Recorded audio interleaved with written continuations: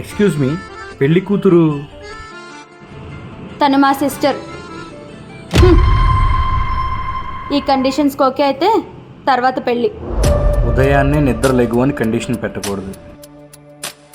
Weekly once పబ్బుకి తీసుకెళ్ళాలి. Salary 70,000 above ఉండాలి.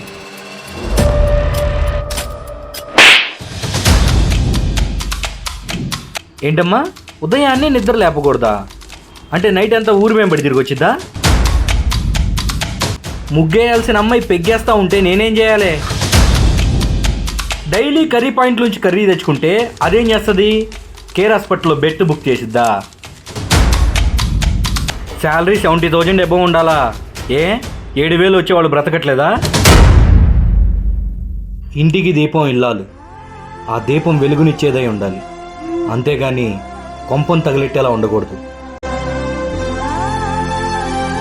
మీరు కోరే గొంతెమ్మ కోరికలు తీర్చలేక మొగుడు మగాడు అనేవాడు ఈజీ మనీకి అలవాటు పడిపోతున్నాడు. క్రెడిట్ కార్డులు తీసుకొని కట్టలేక ఊరేసుకొని చనిపోతున్నాడు. కనేది మీరు, నిలబెట్టాల్సింది కూడా మీరే. నిలబెట్టండి, నడి రోడ్లో కాదు.